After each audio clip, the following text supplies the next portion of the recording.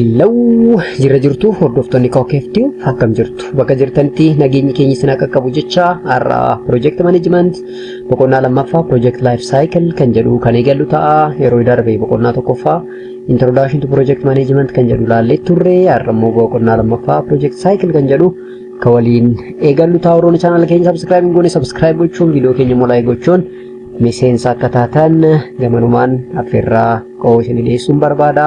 Har'a project life cycle maal fakkaata, projectinis life cycle qaba laata kan jedhu kan ilaallu ta'a jechuudha. So before any project is actually realized, it goes through the various phase. Egaa projectiin tokko actually gara hojiitti yookaan immoo galma gahiinsi isaa kaayyoo isaa xumuree aga ta'utti feesiiwwan garaagaraa keessa darbaa jechuudha. So this different phase through which a project pass constitute what is often called the project life cycle jennaan jechuudha. Feesonni kan adeemsi projectiin tokko jalqabaa gadhumaa keessa darbu kana maal jennaani? Project life cycle jennaan jechuudha. So project life cycle is a logical sequence of an activity to accomplish the project goals and objective. Yeah, a logical sequence dha jechuudha. Adeemsa qaba, tartiiba qaba jechuudha. Kanaaf tartiibni kun immoo dhuma irratti projectiin tokko goolii isaa yookaan immoo objective isaa achieve akka godhu kan nuuf gargaarudha jechuudha. So daandiidha jechuudha. So logical sequence and logical way by which a project can accomplish this objective or goal is known as project life cycle jennaan jechuudha. So a project cycle is a sequence of an event which a project follows jechuudha. Sequence of event gocha jechuudha. Kanaaf gochi kun immoo sequence qaba, tartiiba qaba. Tokkotti aanee tokko dhufa, tokkotti aanee tokko dhufa. Dhuma irratti objective inni barbaade, goal inni barbaade achieve godha jechuudha. So the phase of project life cycle generally can be classified into four. The first one is initiation phase, the second one is planning phase, the third one is implementation phase, and the fourth one is closing phase. Egaa projectii tokko initiate goona jechuudha jalqaba. Erga projectii sana initiate goone booda plaanii baasuu qabna jechuudha. Planning phase. Inni lammaffaan isa sadaffaan plaanii baafni sana gara lafatti buusuu qabna. Isaan action plan osoo implementation phase kan jennu jira. Dhuma irratti immoo projectiin life span isaa gaafa dhumatu immoo closing phase waan jedhamutu jira jechuudha. Isaan kunniin the phase or the life cycle of any project dha jechuudha. So clear understanding of this phase allows a manager and executive to maintain control of the project more efficiently. Phase kana beekuun clear understanding qabaachuun managerri tokko yookaan executivein projectii sana hogganu projectii sana sirnaan yookaan efficiently control akka godhu isa gargaara jechuudha. So projects phase sirriitti hubachuun tokkoon feesota keessatti waan hojjetaman hubachuun projectiin suni fail akka hin taane or probability of failure isaa gadi buusuudhaaf nu fayyada jechuudha. So this is a diagrammatic representation of the project life cycle: initiation, planning, implementation, and closing.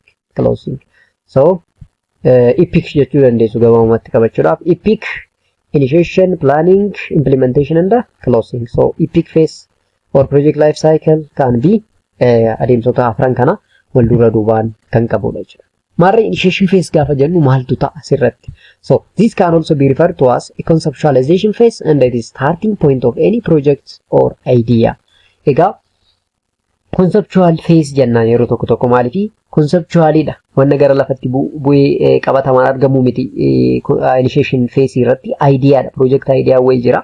Kana project idea kana maal goona initiate goona jechuudha. Sana booda gara lafatti akka bu'u wantoota hedduu keessa kan darbu jechuudha. So the phase where a problem that the project is trying to solve is identified and the potential solution are suggested. Egaa projectiin tokko kan jiru yeroo hundaa projectiin tokko solutionii wayii fiduudhaaf yookaan social benefit wayii add gochuudhaaf kan inni dhufu.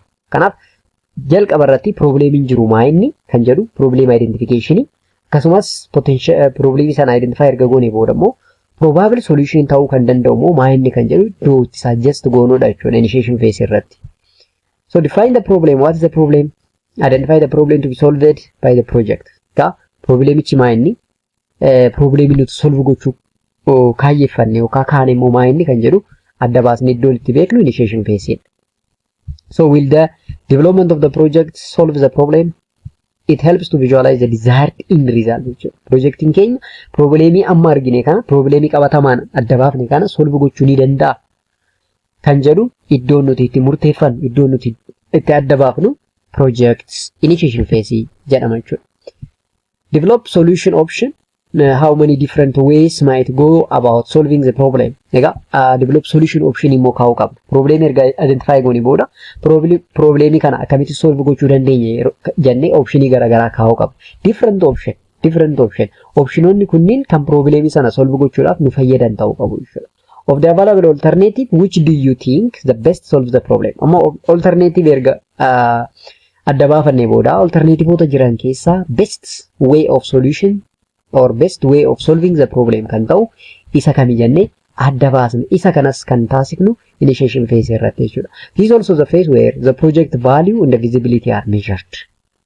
Yes, economic visibility, time visibility ittiin adda baasnee beeknudha. Value projectii sana iddoo ittiin tilmaamnudha jechuudha.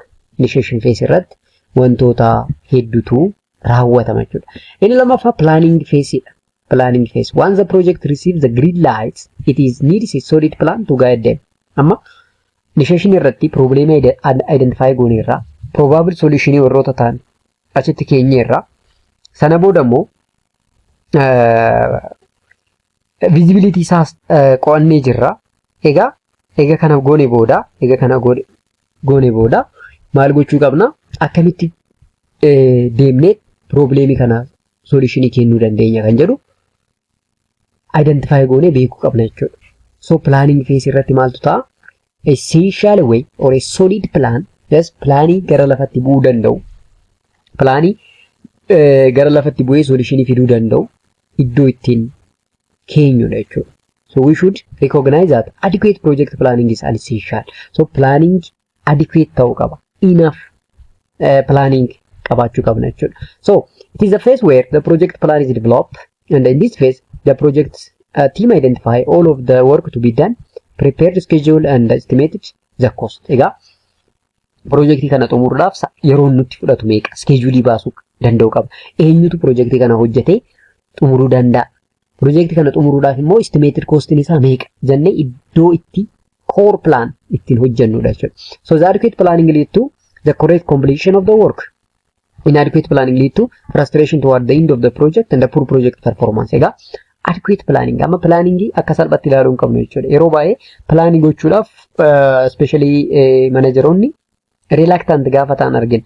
Garuu correct planning yookaan immoo adequate planning qabaachuun correct solution or correct completion of the project gochuudhaaf baay'ee murteessaadha. Inadequate planning goona taanaan frustration waan fidu dhuma irratti probability of failure in project keenya yookaan immoo poor performance ta'uun isaa ni dabala jechuudha. Therefore adequate planning kan jenne kanaaf ijoolleen sadaffaan egaa planning ba'ee booda execute gochuudha. Amma gara action itti seenna jechuudha. So implementation phase or execution phase, this can also be referred to as executive or execution phase jennaan jechuudha. Once the plan is developed, it must be implemented jechuudha. Amma gara implementation itti seenna. Kallattimaan gara lafatti buufne plan sana gara hojiitti geeddaruu eegalla jechuudha. So once the plan is developed, it must be implemented. Now you can achieve your end result successfully through implementing a developed plan. Egaa achieve gochuudhaaf goolii keenya objective keenya achieve gochuudhaaf plan sana gara lafatti buusu iddoon itti eegallu implementation phase jennaani. During the project implementation, people are carrying out the tasks and the progress information is being reported regularly. Report relationship cimaan jiraachuu qaba. Maaliif iddoo irratti maybe planning keenya sirrii ta'uu dhabuu danda'a. Modification iddoo barbaachisu modification kennuudhaaf progress reporting baay'ee barbaachisaadha jechuudha. So the progress is continuously monitored and appropriate adjustments are made. If a deviation from the plan is discovered, you must ask what must be done to get back to the track, or if it seems impossible, how should the plan be modified to reflect a new reality. Egaa projectii tokko solve gochuudhaaf plaanii baafnee gara hojiitti seenneerra egaa akka nuti karoorfannee nu deemuu dhabuu danda'a jechuudha. Yeroo sana gara duubatti deebinee plaanii keenya monitor gochuun iddoon deviation jiru corrective action fudhachuun yoo immoo projectiin sun achievable hin taane immoo projectii sana plaanii keenya jijjiiruun baay'ee barbaachisaadha in implementation phase. Inni dhumaa egaa closing phase kan jennuunidha. The final phase is also called termination phase. And conclude the project efficiently and effectively. Amma projectii finneerra jechuudha. So projectii gaafa finnu phase sana maal jennaani closing phase or termination phase jennee waamuu ni dandeenya jechuudha. Egaa the project must be concluded and efficiently in the effective way. So during this phase, emphasis is on the passing of the project to customer, handing over the project documentation, terminating contract, communicating the closure of the project to all stakeholders and preparing the lesson learned document. Egaa project gaafa cufnu akkasumaan miti. Akkasumaan dhumateera jenneen hin fidnu jechuudha. Egaa akkaataa projectiin sun gara customeritti ittiin deliver ta'u documentationiin garagaraa sirriitti qophaa'uu qaba. Contractni garagaraa yoo jiraate terminate ta'uu qaba. Closure of the project communicate gochuu qabna, especially for stakeholders warra qooda qaban, abbootii qooda qabaniif communicate gochuu qabna. Akkasumas lesson what we learned from the project kanarraa maal barre gara fuulduraa projectiin kun akka reference ta'utti document goone close yookaan xumuruu qabna jechuudha. So generally initiation phase percentage gaafa hammatu, planning phase percentage 20, implementation percentage guddaa qabata almost 60% and closing immoo percentage 15 qabata jechuudha. This graph indicate graphing kun maal nutti agarsiisa? Percentage in the graph refers to the amount of effort expanded, humni nuti dabarsinu, humni guddaan nuti baafnu iddoo kamii planning fi implementation irratti humni guddaan akka bahu agarsiisa jechuudha. So this graph show the effort expanded on each phase of the project life cycle. Some model of the project cycle, for example, World Bank and the DEPSA project cycle as well as UNIDO. Asitti example garagara laalla jechuudha. Model of project cycle. For example, the World Bank or Baum project cycle. The first basic model of the project cycle is the Baum model, bara 1970, which has been adopted by the World Bank. Yeah, bankiin addunyaa projectii kana almost adopt godhee ture jechuudha. So projectii kanaan maaltu hojjetame, akkamitti feesonni afran sun darban kan jedhu kan ilaallu ta'a. So the World Bank lends to different countries to the project ranging from infrastructure, education, health and government financial management. And in practice the World Bank and the borrowing country work closely throughout the project cycles, as although they have different roles and responsibilities. Egaa projectii World Banking kun wantoota garagaraa biyyoota garagaraatiif projectii garagaraatiif maallaqa ni kenna. Infrastructure garagaraa ijaaruuf ta'uu danda'a, barnootaaf ta'uu danda'a, fayyaaf ta'uu danda'a, financial government financial managementiidhaaf ta'uu danda'a, maallaqa kenna jechuudha.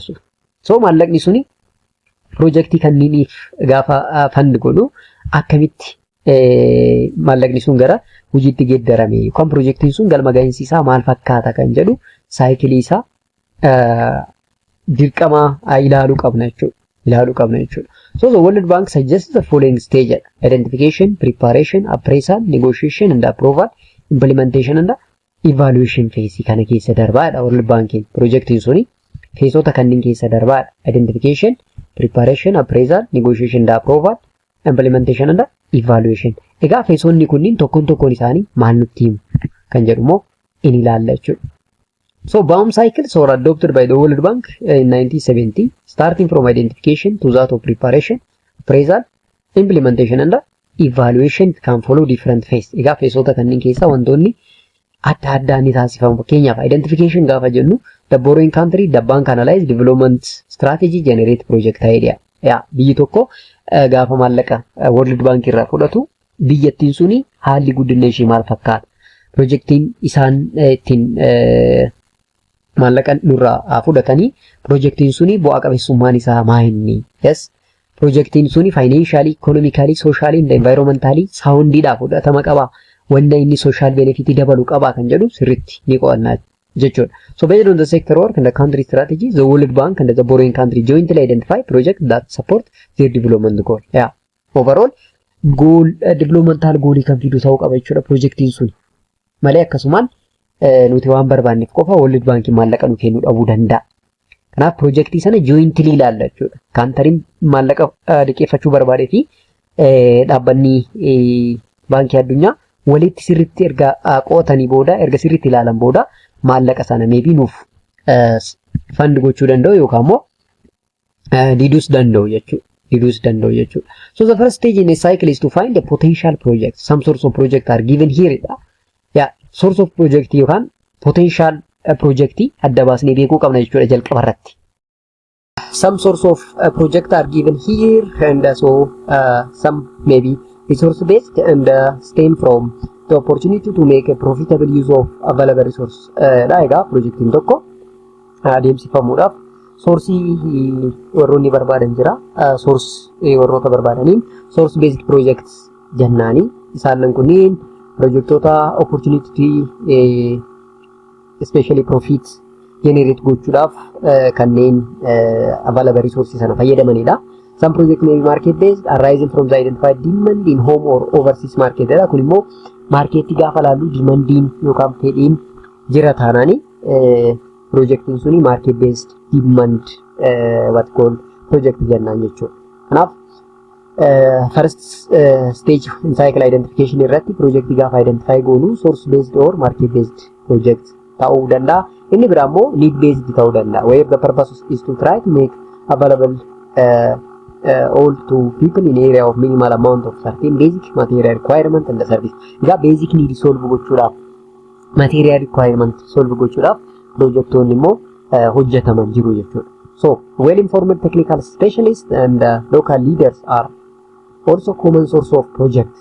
Egaa technical specialists and local leaders isaan kunniin maybe source of project ta'uu danda'u. So technical specialists will have identified many areas where they feel new investment might be profitable. The local leaders may also be suggestion about where investment might be carried out. Egaa investment gaafa goonu investment kana eessatti invest gochuu qabna. Investmentiin kuni bu'aa qabeessummaan isaa maal fakkaata kan jedhu adda baasnee beekuun baay'ee murteessaadha. So idea for a new project also come from proposal to extending existing program. Proposal garagaraarra business or project idea generate gochuu ni dandeenya. In general, most projects start as an elementary idea. Eventually, some simple idea are elaborated into the firm to which a title project can be formally applied. Egaa project idea from simple idea irraa yookaan from elementary idea ka'uu danda'a jechuudha. Maybe project idea suni dhumarratti the most important project idea ta'uu danda'a jechuudha. Inni lammaffaa preparation pre-visibility and visibility study kan jennudha. Fakkeenyaaf the borrowing country is responsible for the project preparation. Egaa waa'ee World Bank ilaalaa jirra waan ta'eef World Bank projectii sana ilaalaa jirra waan ta'eef pre-visibility and feasibility study ni hojjetama. So borrowing country suni responsibility jechuudha projectii kana prepare gochuudha. So the client conducts studies and impacts assessment that refine the objective, component, schedule, institutional responsibility and prepare the final project in the form of documentation. So clientiin yookaan biyyattiin maallaqa barbaadu sun yookaan borrowing taasisuu barbaadu or borrowing country sun maal godha objective isaa, component, schedule, institutional responsibility and the final project sana bifa dokumentiidhaan qopheeffata jechuudha. So the bank on the other hand started to determine the condition required for the project to succeed and for the bank to satisfy the project will have positive economic, financial, social and environmental impacts. So second identify godhe condition sana erga kaa'ee booda based on the condition project sana maal godha evaluate godhe projectiin sun visible ta'e taanaan maal godha loan sana kennuu danda'a jechuudha. So once the project have been identified there begin to a process of progressive more detailed preparation and analysis of the project plan. So project in tokko identify erga godhamee booda detail isaa preparation analysis isaa ni hojjenna jechuudha. At this stage the project is being serious ta'uu qaba. Seriously considered and define investment action. The project preparation or project formulation cover the establishment of technical, economical and financial visibility sanarratti seriously considered goone ilaaluu qabna jechuudha. Maaliif projectiin nuti accept goonu suni technical visibility, economical visibility fi financial visibility isaa sirriitti ilaalamu taanaan dhumarratti fail ta'uun isaa probability isaa guddaa ta'a sila ta'e jechuudha. So project design and formulation is an area in which a local and international consultant are very active, especially for big projects that cover a large area and have big budgets. Starting from a small project to that of a mega project, project sana design gochuu, formulate gochuu nurraa eeggama jechuudha. Sadaffaan appraisal, The bank is solely responsible for the project appraisal. Project sana approve gochuudhaaf bankiin erga laalee visibility isaa mirkanee booda the bank can be appraise the project. So the bank staff review the work done during the identification, the preparation. They will review all studies conducted in the previous stage, then they made approve. Sirriitti bank staffin erga review godhe booda documentii sana identification, preparation isa erga laalee booda asin dura wantoota hojjetaman ta'uu fi ta'uu dhabuusaa maaliif projektiin tokko unique ta'uu qaba sila jennee fi erga sana identify godhe booda projektii sana approve gochuu kan danda'u jechuudha. So after a project has been prepared, it is generally appropriate for critical review and or an independent appraisal to be conducted. Egaa re-examine godhama jechuudha. Bank staffin waan laaleef qofa approve ta'uu dhabuu danda'a jechuudha. Yes. Qaamni biraa critically review akka godhu, re-examine akka godhu carraan ni kennama jechuudha. Carraan ni kennama. Sana booda proposal sun appropriate ta'ee taananii maybe it can be accepted ta'uu danda'a jechuudha. So appraisal should cover at least 7 aspects of the project, each of which must have been given special consideration during the project preparation. Egaa review linsure yookaan appraisal linsuni wantoota torba yookaan karaalee aspektii torba kana ilaala jechuudha dura. Inni jalqabaa technical. Here the appraisal concentrate in verifying whether what is the proposed will work in the way suggested or not. Wanti isaan propose godhan projectii sana irratti plaaniin isaan kaan suni achievable dha moo achievable miti kan jedhu identify iddoon itti goonuudha technical kan jennu jechuudha. Inni lammaffaa financial. Appraisal try to see if the requirement for money needed by the project have been calculated properly.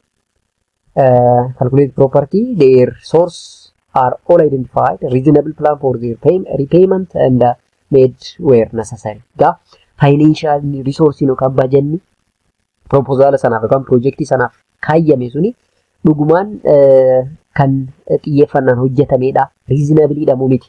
Projectii sanas galma geessuu keessatti gahaadha moo gahaa miti. Projectii sana repay gochuudhaaf yookaan immoo return on investment isaa maal fakkaata kan jedhu iddoon ittiin check goonuudha. Inni sadaffaan commercial kan jennuudha. The way the necessary input for the projects are conceived by supplied is examined and arrangement for the disposal of the product are verified. Yeah. Commercially projectiin tokko especially manufacturing yoo ta'e raw material barbaada, supplier barbaada jechuudha. Kanaaf supplier sun sirriitti examine ta'eera. Disposal way isaa immoo sirriitti verify ta'eera kan jedhu iddoon itti identify goonuudha jechuudha. Egaa inni sadaffaan appraisal aspectiin torban keessaa isa kana. Inni afuraffaan incentive kan jennuudha. Is appraisal see to it whether things are arranged in such a way that all those participation is required will find it in their interest to take part in the project and at least the extent predicted in the plan. Incentive isaa maal fakkaataadha? Incentive isaa maal fakkaata? Qooda fudhattoonni especially project sana keessatti participate gochaa jiran incentive isaa ni argatan maal? Participation isaanii maal fakkaata kan jedhu iddootti identify goonu. Economic gaafa jennu the appraisal here tries to see whether what is proposed is good from the viewpoint of the national economic development interest when all project effects, positive or negative, are taken into account and check if all are correctly evaluated. Egaa kun immoo national economic development interest waliin ilaalama positive or negative and how we can balance it kan jedhu sirriitti iddoo ittiin appraise goonu ittiin review goonu ittiin critically examine goonudha jechuudha. Economic visibility. Inni kaan managerial kan jennuudha. This aspect of appraisal examine if the capacity exists for operating the project and see those responsible one can operate it satisfactorily. Moreover, it tries to see if the responsible are given sufficient power and the scope to do what is required. Egaa projektiin kun namaan hojjetama jenneerra. Namni immoo hoggansa barbaada. Egaa hoggansi suni maal fakkaataadha? Beekumsa gahaa kan qabudha. Responsibility kan fudhatudha. Projektii sana galmaa geessuu keessatti yookaan operate gochuu keessatti gahumsi isaa maal fakkaata kan jedhu iddoo ittiin sakattaanudha jechuudha. The other is organizational. Organizational gaafa jennu the appraisal examine the project if the organized internally and externally into units, contract policy, institution, and so as to allow the proposal to be carried out properly and to allow for change as a project developer. As a project develop. Egaa kunimmoo organizationally organization sun yookaan projectiin sun bifa kamiin organize ta'e internally externally into unities, into policies, institution, rule the regulation of the organization aspect.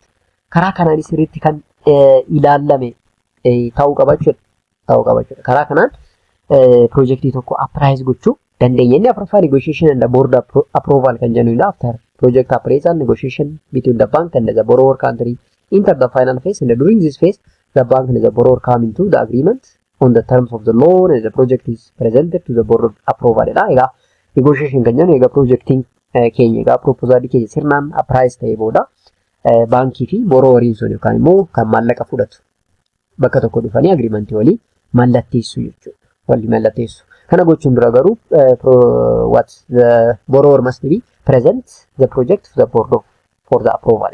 Presentation sirrii ta'e kennuu fi qabachuudha. Inni kana implementation dha.